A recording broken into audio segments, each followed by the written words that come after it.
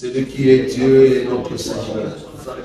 En ton nom, Jésus-Christ, que nous avons ainsi prié. Amen. Amen. Amen. Amen. Que le Seigneur soit loué. Nous allons prendre nos Bibles.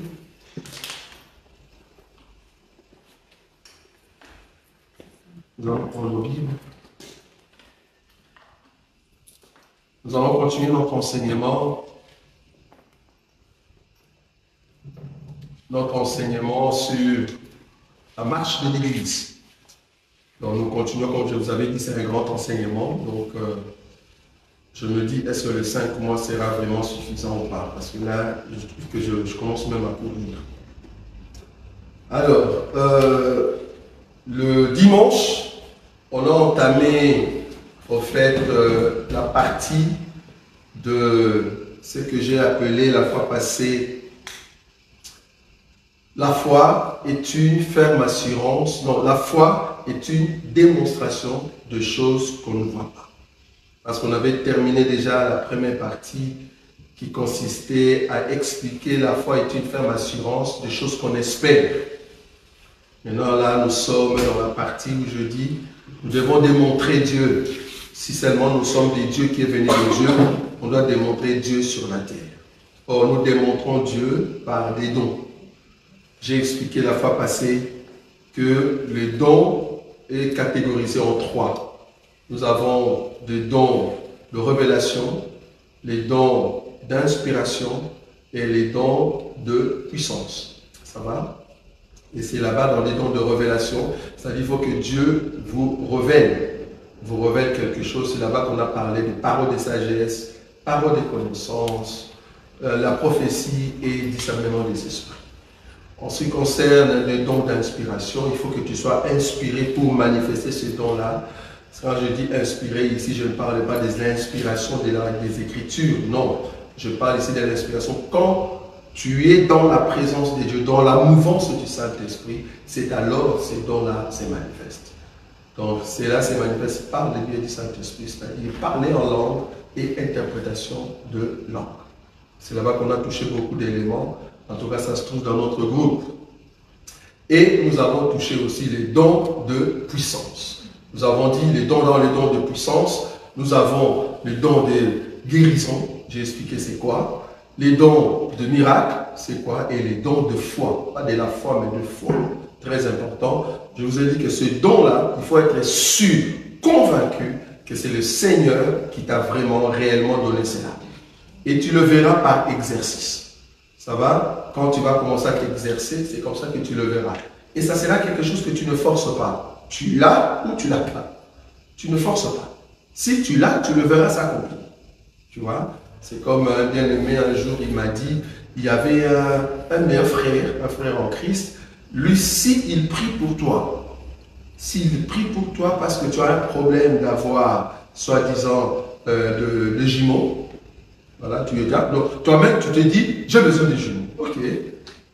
Tu viens chez ses frères, il dit, tu es sérieux? Ok, prions. Il prie, il dit, mon Dieu a fait. Il a fait ça à 3 personnes et les 3 personnes ont vu la grâce de Dieu en ce qui concerne des jumeaux. Vous voyez? Et ils ont eu de reçu des jumeaux. Vous voyez? Donc c'est quelque chose que vous ne forcez pas. Vous ne forcez pas. Donc ça vient comme ça.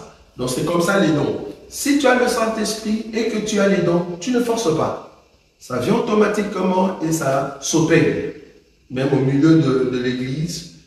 Donc quand Dieu veut opérer quelque chose, les dons s'opèrent facilement. Ça va?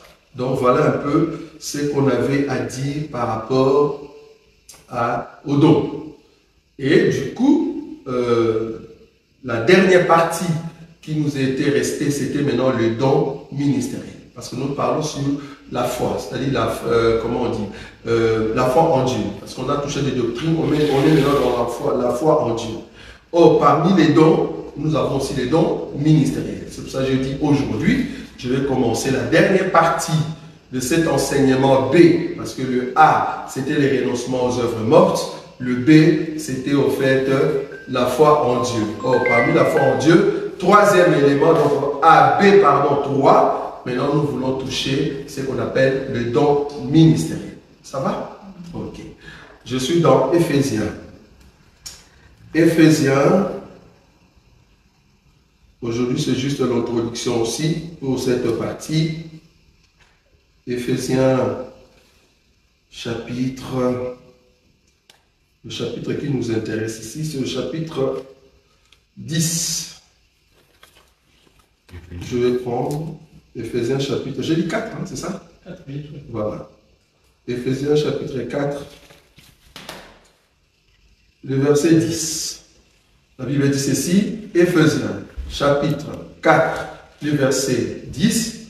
C'est lui qui est descendu, c'est le même qui est monté au-dessus de tous les cieux, afin de remplir toutes choses. Et il a donné les uns comme apôtres, les autres comme prophètes, les autres comme évangélistes, les autres comme pasteurs et docteurs, pour le perfectionnement des saints en vue de l'œuvre du ministère et de l'édification du corps de Christ. Je commence par l'objectif. L'objectif de don ministériel, c'est pour le perfectionnement, ça va, le verset 12.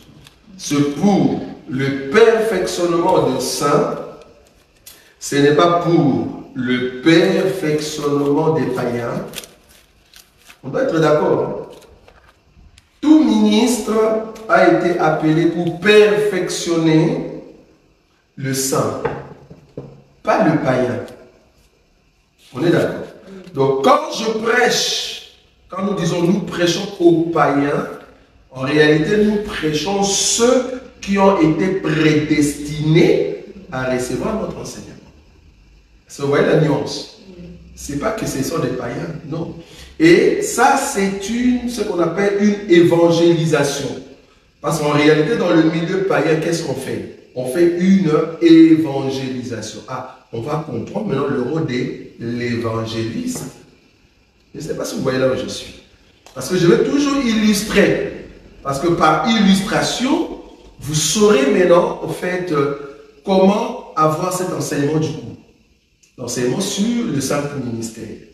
Donc, dans le saint ministère, nous avons l'apôtre, nous avons les prophètes, nous avons l'évangéliste, nous avons les pasteurs, nous avons les docteurs.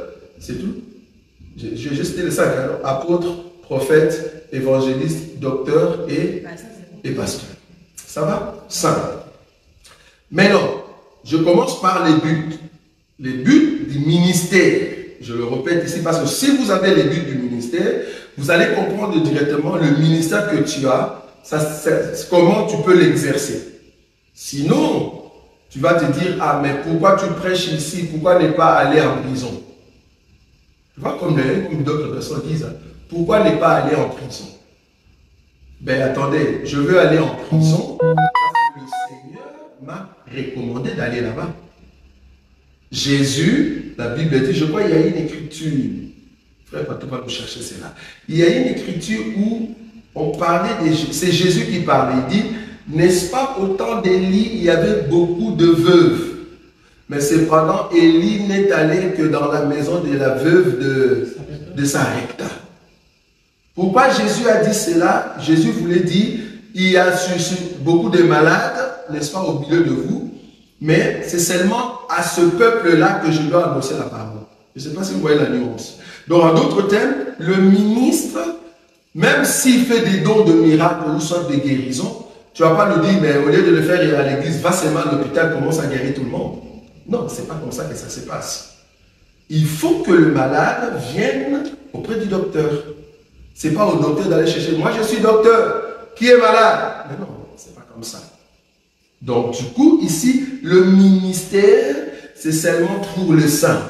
Quels saints? On commence d'abord par les saints qui sont encore dans le monde. On les appelle saints parce qu'ils sont prédestinés. Mais dans le physique, comme ça, ils ne sont pas encore saints. Ça va? Donc, le ministère va commencer par aller d'abord prêcher le païen. Pourquoi païen? C'est-à-dire qu'ils n'ont pas encore reçu la sémence. Ça, c'est un. Et deuxièmement, ces païens-là, ils ont été prédestinés à recevoir l'enseignement. Je ne sais pas si vous voyez la nuance là où je viens. Parce que par rapport à cette illustration, tu auras directement l'enseignement complet. Ok. Donc, les buts, c'est de perfectionner le saint. Ça, c'est le premier élément. Le verset 12. Hein? Pour le perfectionnement de saint, en vue de l'œuvre du ministère et de l'édification du corps du Christ. Ok. Il doit perfectionner le saint. Et l'œuvre du ministère, c'est quoi? C'est aussi édifier. Édification veut dire construction. Édification, c'est-à-dire édifier, faire monter par édifice. Vous voyez ça?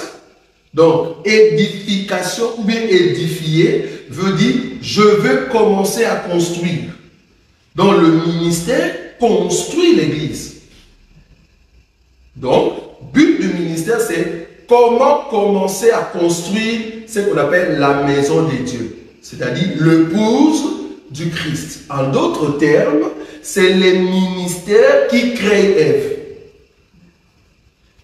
Est-ce que vous avez vu ou pas? Oui. C'est le ministère qui crée Ève. Donc, les dieux qui créaient Ève, c'est au fait le ministère qui donne la forme à Ève. Parce que Ève étant une femme, il faut que Dieu puisse le former. C'est pour ça que j'ai toujours dit que Dieu a formé Ève morceau après morceau. Pourquoi? Parce que pour créer Ève, il faut que le morceau qui est entre les mains du Seigneur devienne parfait. Alors Dieu va le mettre quelque part. En d'autres termes, si les David et les Ésaïe et les Daniel étaient devenus parfaits, qu'est-ce que Dieu a fait? Il le met de côté. Est-ce que vous voyez ça? Amen. Or, qu'est-ce qui fait ça? La forme en question, c'est le ministère. C'est Dieu qui forme le Seigneur. Donc, nous, étant ministres, l'œuvre que nous faisons, c'est au fait de continuer l'œuvre du Seigneur, qui est au fait de édifier, rendre édifice la maison des dieux. Or, pour que nous puissions rendre édifice, il y a au fait 3 travails à faire. Le premier travail, c'est de localiser où se trouve le matériau. Regardez comment j'illustre. Hein. Par illustration, vous allez bloquer directement cette enseigne. Je parle ici de la construction d'une maison. Pour construire une maison, il me faut d'abord le matériau. Quand je dis matériau ici, je parle de la pierre. Il me faut trouver une pierre. Quelle pierre? Une pierre qui a besoin de recevoir la forme. Parce que moi, étant ministre, ayant le ministère veut dire Dieu lui-même. Moi, ayant la vision des dieux, je sais la forme que Dieu veut pour une pierre. Est-ce que vous voyez? Mais là, qu'est-ce que je dois faire? Je peux aller même jusqu'à 5 pour que ça soit complet.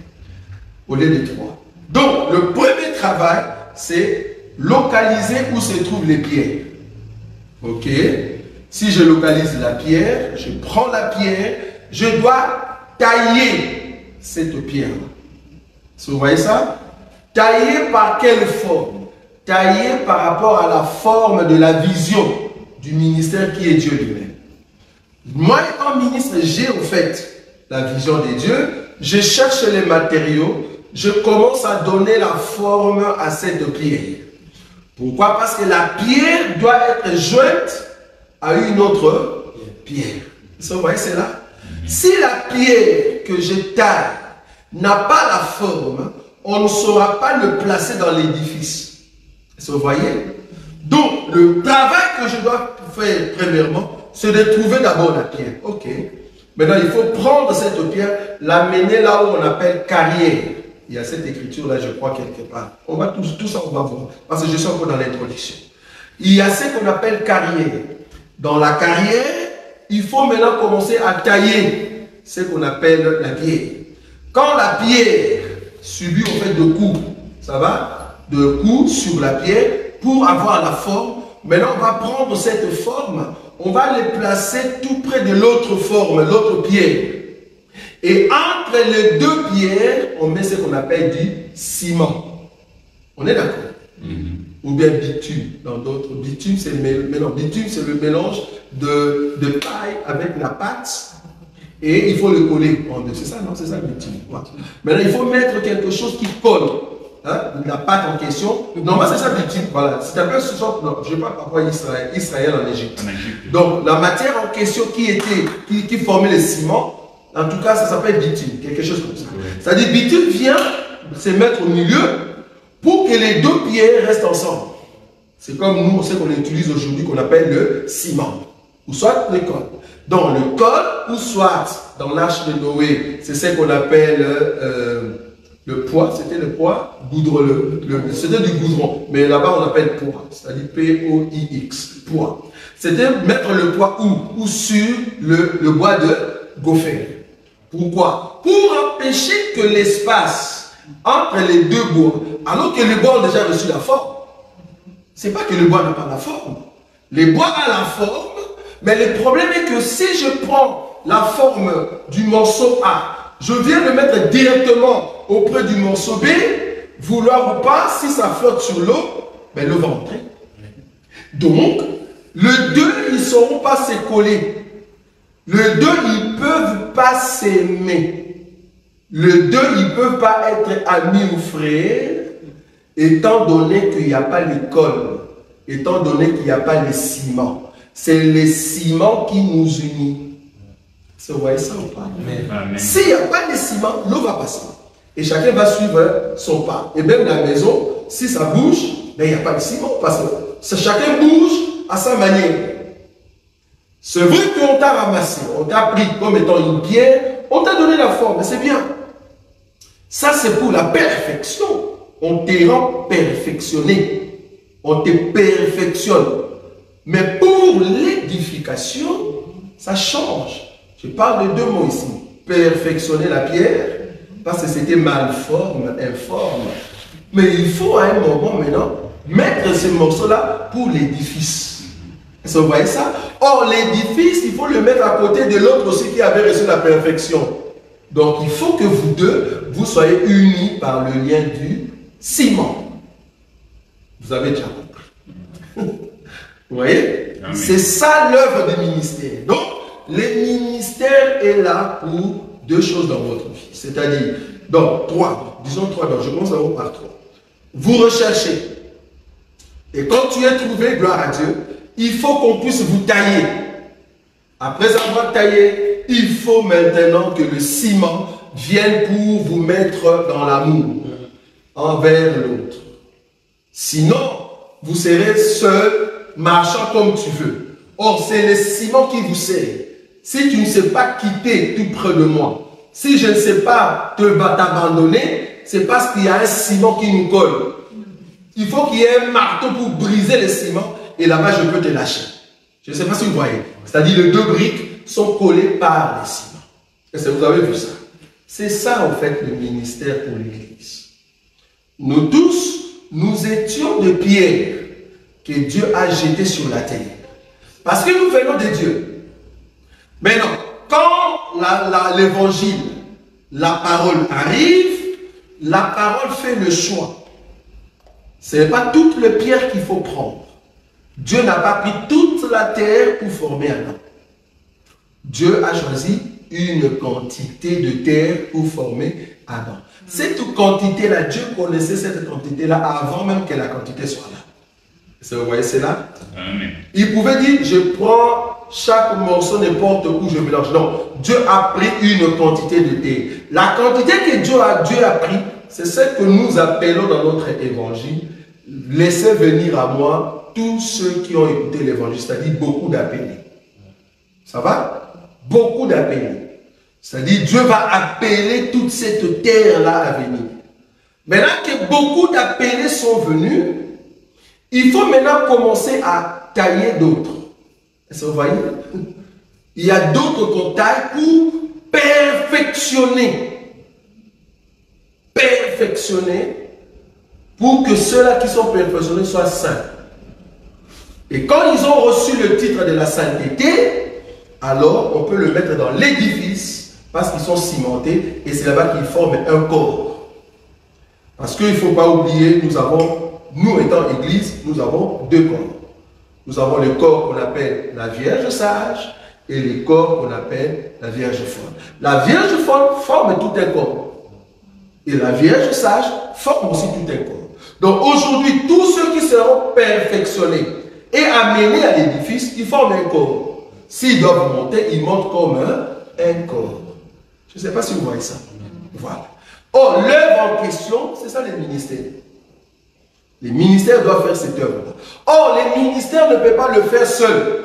Il le fait par rapport à 5 ministres ou 5 ministères. Pourquoi? Parce que le chiffre 5, c'est le chiffre de la main.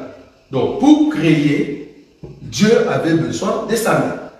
Or, la main de Dieu a 5 doigts. Vous voyez ça? Il a besoin de créer, en fait, l'Église. Il a besoin, en fait, de 5 doigts de Dieu. Vous voyez ça? Maintenant que Dieu a besoin, donc, le ministère, c'est le bras. Et la main, c'est le ministre qui sortent de ce bras. Le ministère est un, mais cependant, ça parle par 5 ministères. On est d'accord? Maintenant, Éphésiens chapitre 4, là où nous étions. Là, je suis encore dans l'introduction. Hein? Donc, je vous montre l'illustration pour comprendre. Éphésiens chapitre 4, le verset 11. Et il a donné les uns comme apôtres, les autres comme prophètes, les autres comme évangélistes, les autres comme pasteurs et docteurs. Vous avez vu ça? Quand on dit le verset 10, parce que chaque enseignement, je peux toujours vous ramener pour vous bannir l'idée de la Trinité. Parce que nous, on ne croit pas à la Trinité. Vous allez comprendre que tout ce que nous présentons, la Trinité est démoniaque. Vous allez comprendre que nous servons un seul Dieu et c'est lui qui opère partout. Remarquez ici, par exemple. La Bible dit, le verset 8, c'est pourquoi il est dit, étant monté en haut, il a amené des captifs. Et il a fait des dons aux hommes. 9. Or, qu'est-ce que signifie il est monté sinon qu'il est aussi descendu dans les régions inférieures de la terre? 10. C'est lui qui est descendu, c'est le même qui est monté au-dessus de tous les cieux, afin de remplir toutes choses. Qui est descendu et qui est monté? C'est qui? C'est Jésus, non? On est d'accord que c'est Jésus? Oui. Ok. Maintenant, remarquez. Je prends maintenant là où on a été la fois passée. 1 Corinthiens chapitre, là où on parle des dons. Chapitre 12. 1 Corinthiens chapitre 12. Remarquez le verset ici. 1 Corinthiens chapitre 12. Je prends le verset 4.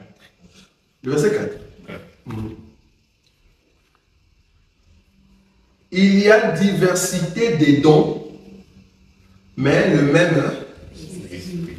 Or, les dons ministériels, ce sont les dons. Mais on appelle aussi les dons spirituels. On est d'accord? Dons spirituels, mais dons ministériels. Ce sont aussi des dons qui viennent par l'esprit. On est d'accord? Le verset 5. Diversité de ministères, mais le même Seigneur. Quand on dit diversité de ministères, il n'y a pas seulement les 5 ministères, les Éphésiens chapitre 4, le verset 10. Est-ce que vous savez qu'il y a encore d'autres ministères? Est-ce que dans la Bible, il y a encore d'autres ministères? Comment? C'est quel ministère? À part? Non, ministère. Dans la Bible, on parle aussi de d'autres ministères. Quand on dit diversité de ministères, citez-moi, à part l'Éphésiens 4, quel est encore d'autres ministères? Le ministère de la réconciliation. Vous voyez ça? On va lire ça. Je suis où? Alors, Je vais prendre une écriture ici. Alors, je suis dans... Ça doit être le Romain. Là où on parle du ministère de la réconciliation.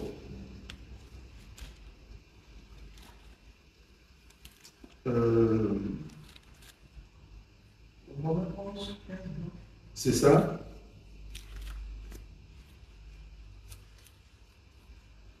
Le ministère de la réconciliation, c'est dans 2 Corinthiens. 2 Corinthiens combien? Chapitre 5, verset 18. 7? 5. Ah, 5, 18. 18. Voilà. Ah, c'est juste, c'est ça.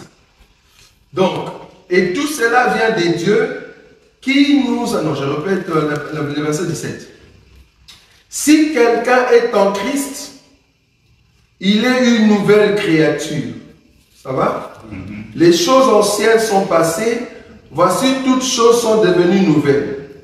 Et tout cela vient des dieux qui nous a réconciliés avec lui par Christ et qui nous a donné quoi? Le ministère de la Réconciliation. Question. Est-ce que le ministère de la réconciliation, c'est seulement les ministres d'Éphésiens chapitre 4? Non.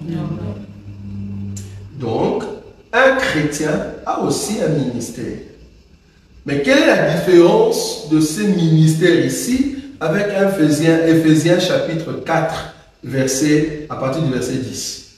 La différence est que Éphésiens chapitre 4, verset 10, c'est le ministère par rapport à la parole.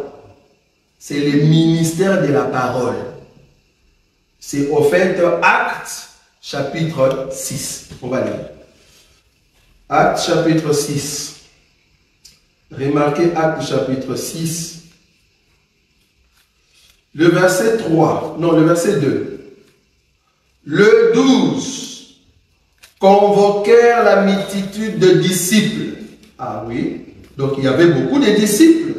Mais les 12 convoquèrent les disciples. Donc les 12 ne font pas partie des disciples, on les met de côté. C'est un autre groupe par rapport aux disciples. Est-ce qu'on est d'accord? Voilà. Le 12 convoquèrent la multitude des disciples et dit, il n'est pas convenable que nous laissions la parole de Dieu pour servir aux tables. Vous voyez ça? Il n'y a personne qui leur a dit de laisser la parole. Mais là, c'est-à-dire, ce n'est pas convenable qu'on soit à l'enseignement, à la prédication, à la préparation de Pierre et en même temps à la table. Ce n'est pas convenable. Il continue. Le verset 3. C'est pourquoi, frères, choisissez parmi vous 7 hommes de qui l'on rende un bon témoignage, qui soient pleins d'Esprit Saint et de sagesse.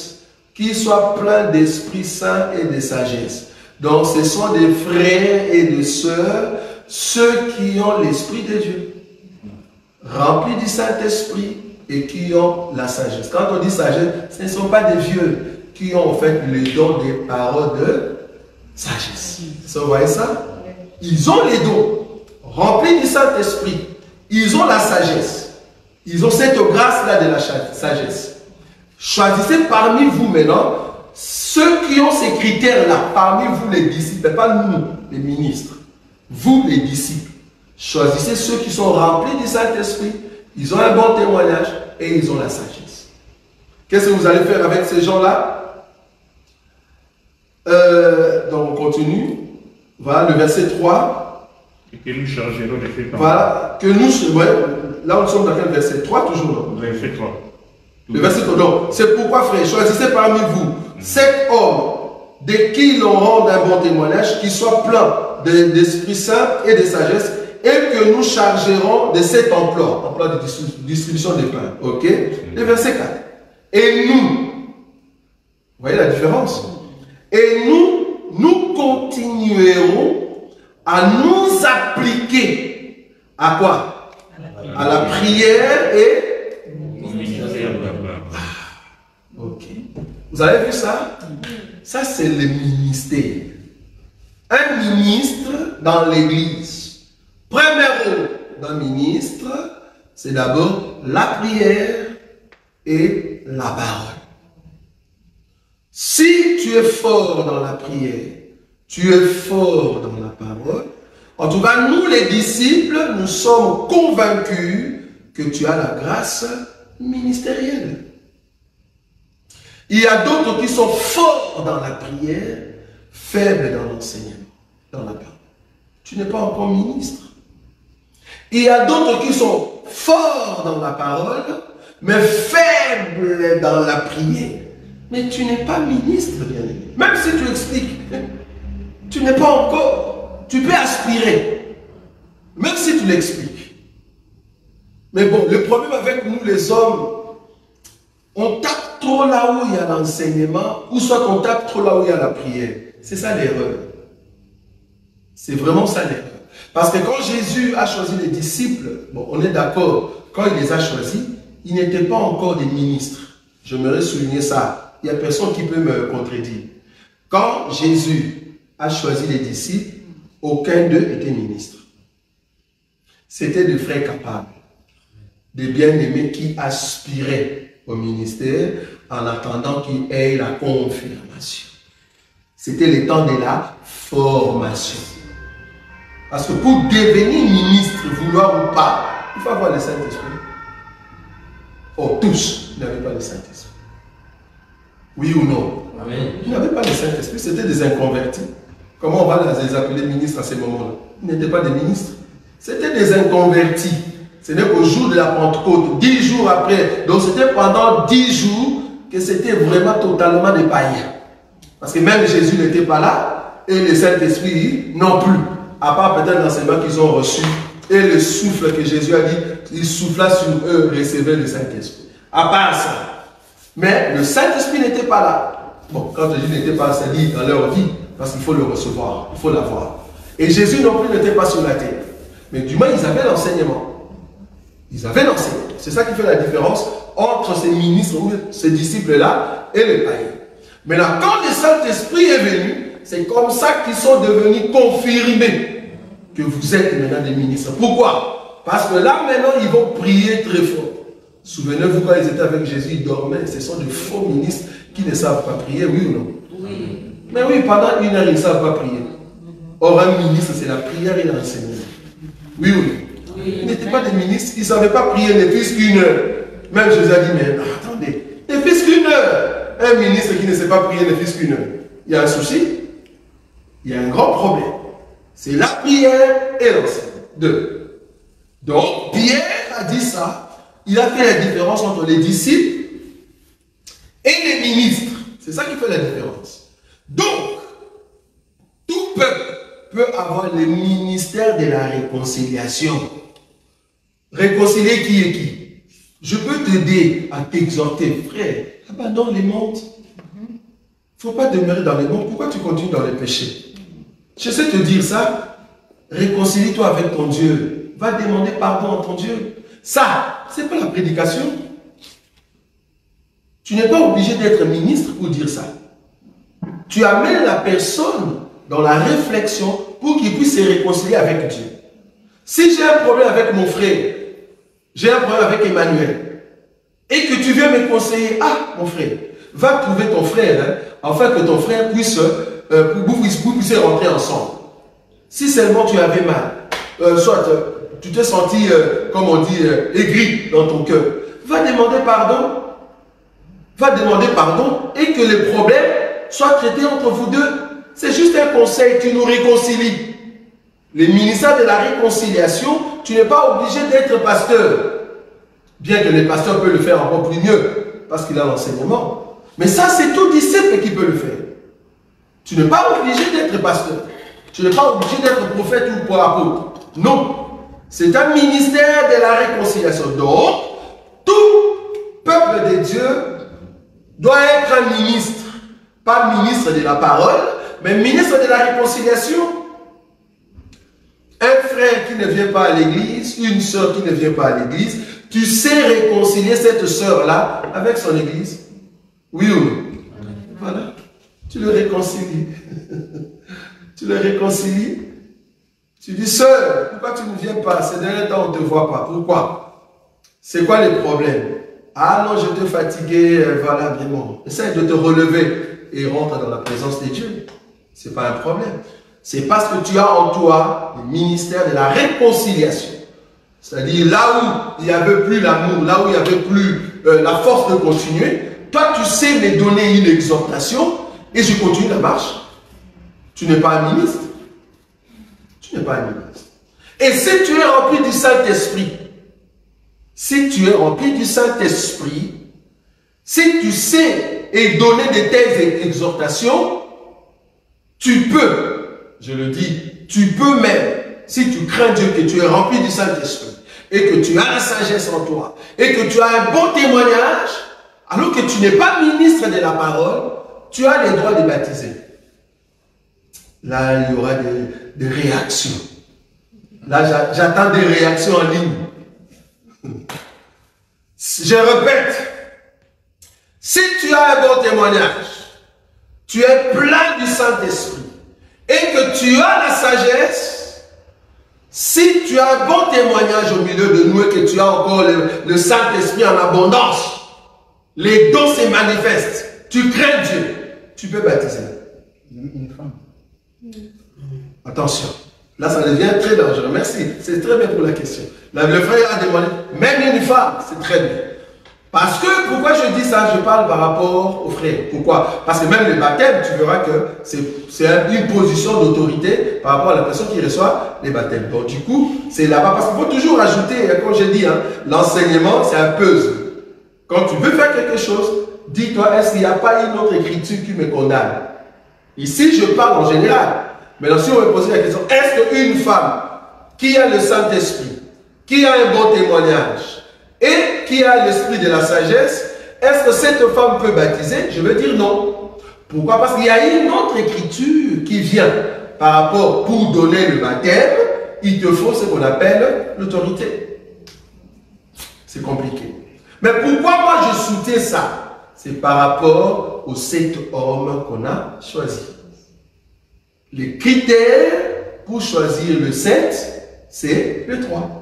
C'est-à-dire, bon témoignage, plein du Saint-Esprit, et tu es sage. Si tu l'as, même Pierre va te choisir. Oui ou non? Mais on a trouvé que 7. Si toi tu l'as, en tout cas nous ici on va te choisir aussi. Parce que pour trouver un homme rempli du Saint-Esprit, bon témoignage, qui a l'esprit de sagesse, si vous trouvez cet homme-là, venez me dire.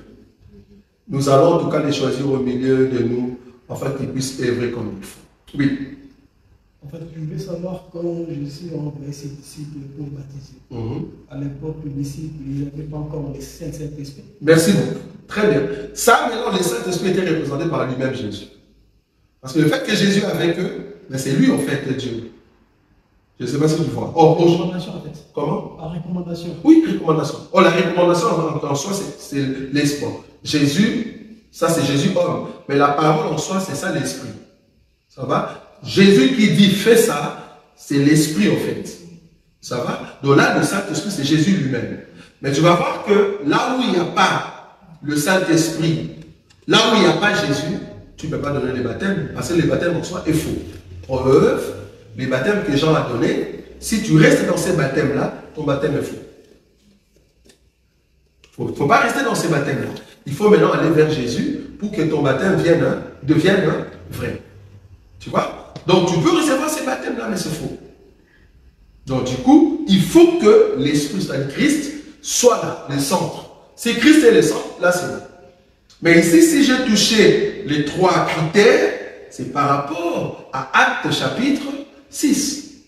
Le critère pour que tu deviennes homme rempli du Saint-Esprit, homme rempli de sagesse, homme ayant un bon témoignage, ça n'était pas donné à tout le monde. Il n'y avait que 7. Parmi, la Bible dit, multitude de disciples. Quand on dit multitude, ce n'est pas 10. Ils étaient nombreux, plein de disciples. Et si tu montes au-dessus, tu vas voir qu'il y avait des Hellénites. Hein? C'était un groupe, hein, Hellénites et les Juifs. Il y avait guerre, tu vois. Guerre, soi-disant, nos veuves. Pourquoi vous ne savez pas leur donner la nourriture, vous donnez seulement aux autres? Il y a eu guerre. Maintenant, il fallait chercher 2 hommes qui ont un bon témoignage, qui ont le Saint-Esprit en abondance et qui ont l'esprit de la sagesse. On a trouvé que 7. Et tu vas voir que parmi les 7, il y a un qui est parti en Samarie, il a exhorté et il a prêché et il a baptisé. Il n'a pas baptisé, je souligne ici, il n'a pas baptisé parce qu'il était diacre. Non. On doit être d'accord. Il a baptisé parce qu'il a la parole, il a un bon témoignage, il a l'esprit de la sagesse et il a plein de Saint-Esprit. Sinon, tout diacre peut baptiser.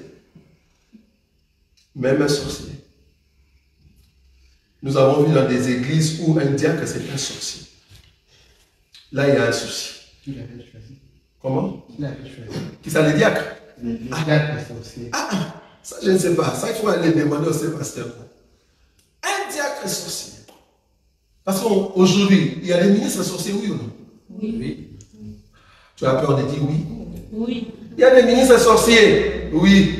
Il y a des ministres sorciers, mais pas des ministres de Dieu. Des faux prophètes, là. Oui, des faux. S'ils sont faux, la question serait qui les a choisis. Tu vas voir que ce sont des hommes. Ce n'est pas Dieu, parce que Dieu ne peut pas choisir quand même un faux. C'est-à-dire, quelque part, il y a eu méconnaissance des hommes. Ils l'ont fait par critère des hommes. C'est là-bas que nous tombons. Mais si seulement on peut se dire, on prend les critères de Dieu, on le met ici, comme je dis, prière, plus bonne parole, et qu'on vérifie que tu as le Saint-Esprit, gloire à Dieu. Mais le problème avec nous, ce n'est pas ça. J'ai bien dit avec nous, moi-même à l'intérieur.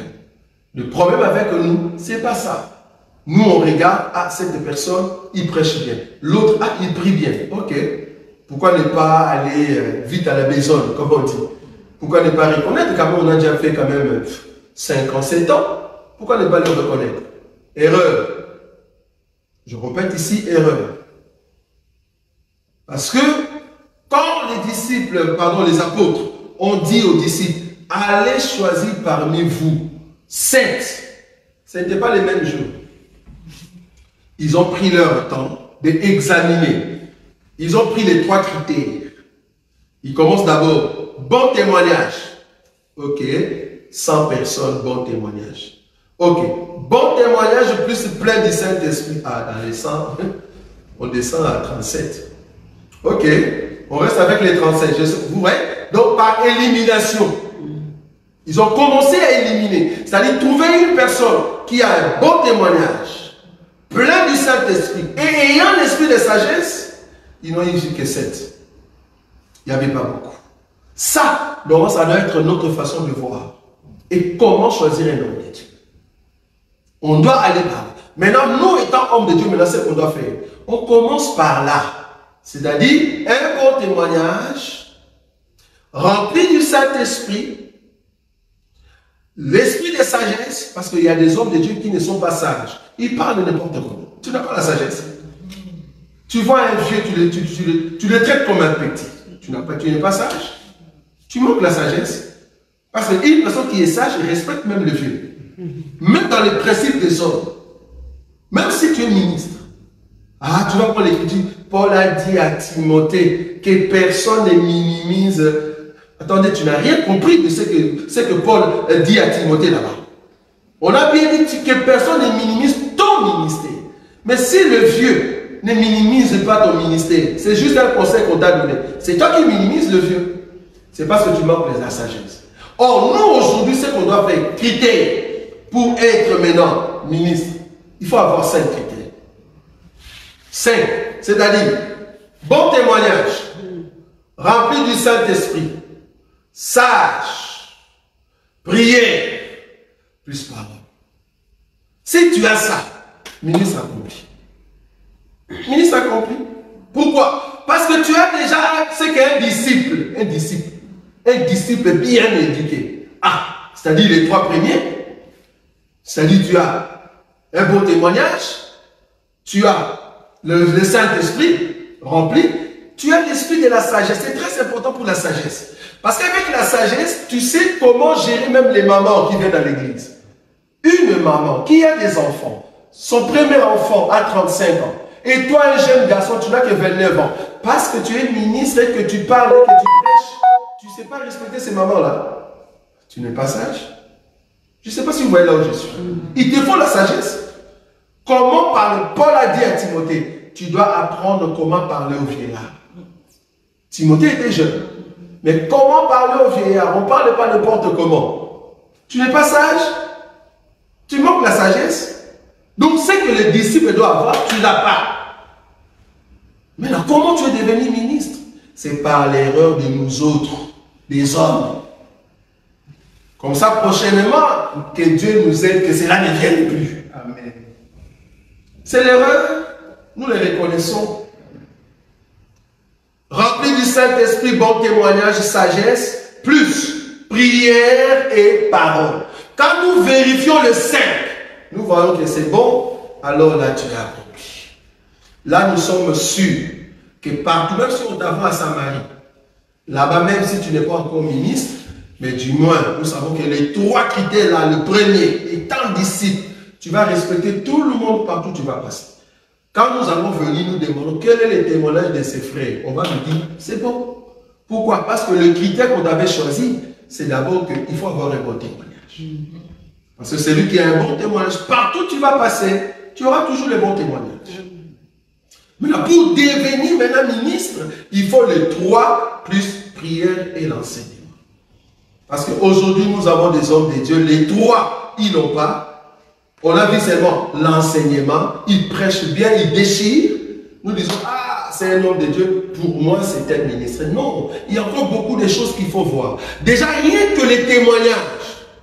Quand Pierre dit que cet homme-là puisse avoir un bon témoignage, frère, les bons témoignages veut dire, on vient dans ton quartier, on demande, ce monsieur ici, il est comment dans votre quartier?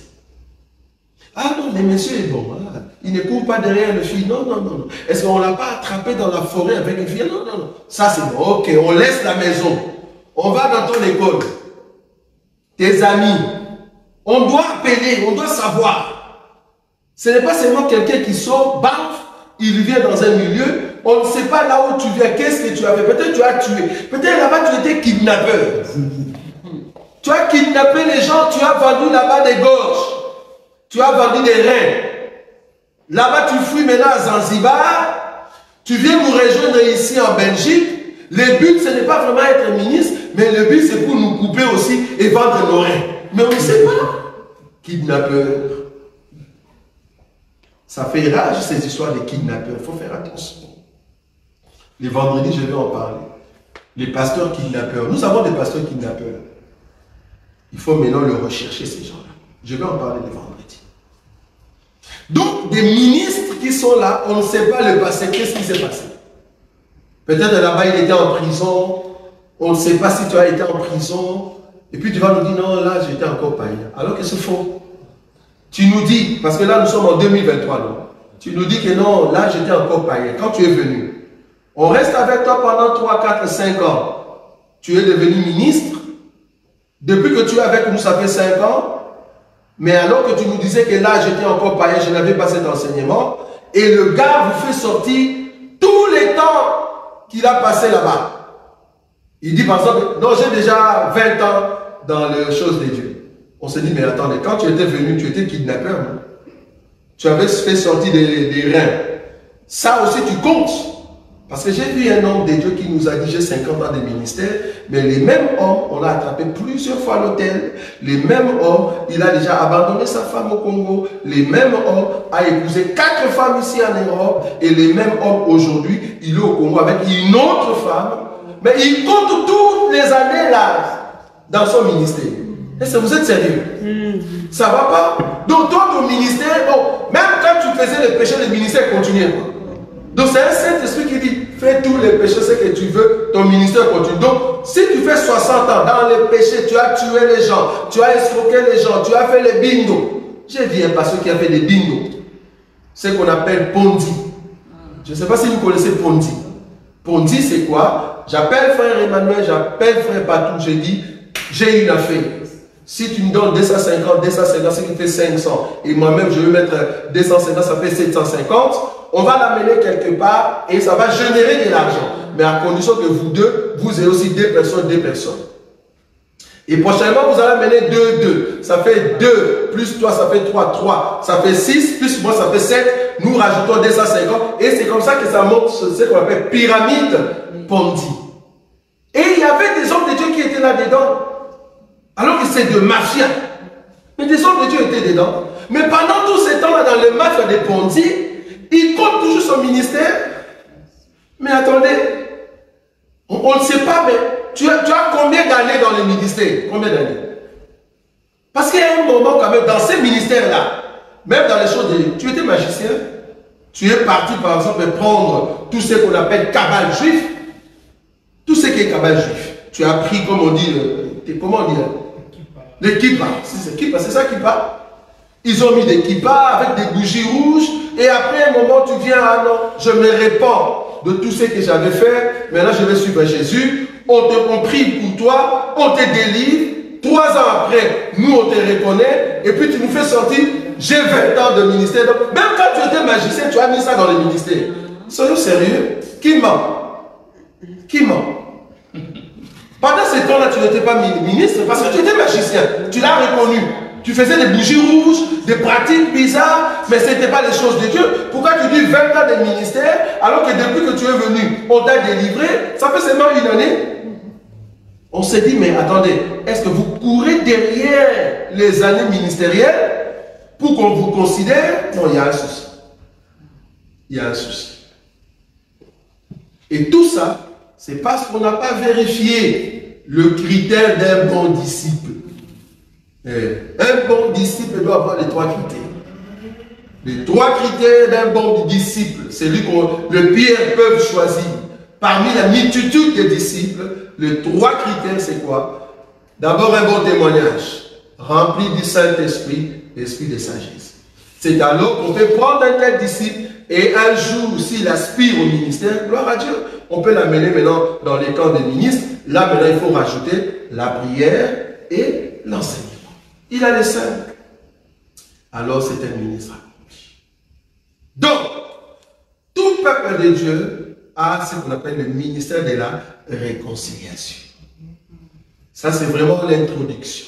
Maintenant, prochainement, nous allons commencer maintenant à toucher c'est quoi, au fait, rechercher, aller chercher la pierre, c'est-à-dire le matériau. La pierre, c'est quoi ce ministère-là qui va pour aller chercher? Ça va? C'est quoi le ministère maintenant qui vient pour commencer à couper la pierre pour donner la forme à la pierre? Quel est le ministère qui fait ça? Parce que le ministère, j'ai dit c'est les bras, mais les bras à 5 doigts.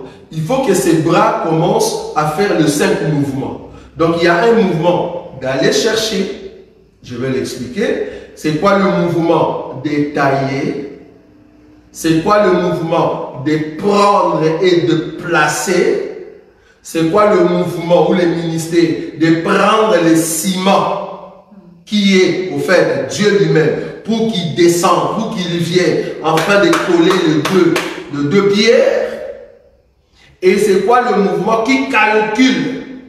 Parce que tu peux mettre les 2 pierres, mais ils sont mal formés. Il te faut quelque chose pour bien le mettre tout droit. Ça va? Bien calculer les dimensions pour que le mur soit tout droit. Tout c'est l'édifice. Est-ce que vous voyez ça? Et ce n'est qu'après, maintenant, cette maison peut supporter d'autres personnes. Quel est le ministère qui te permet de supporter d'autres personnes au-dessus de toi? Parce que si on te place, c'est bien, mais tu n'as pas encore d'autres personnes au-dessus de toi. Il faut que le ciment arrive encore pour que tu supportes le poids de ceux qui vont venir jusqu'à ce qu'on arrive au niveau de l'étang. C'est le 5 ministère qui fait ça. Maintenant, je vais commencer à détailler le 5 ministère en question, mais par illustration d'une maison, et c'est là-bas que vous allez comprendre le 5 ministère. Amen. Amen. Que Dieu vous bénisse. Amen. Nous allons prier. Seigneur, nous te disons un grand merci.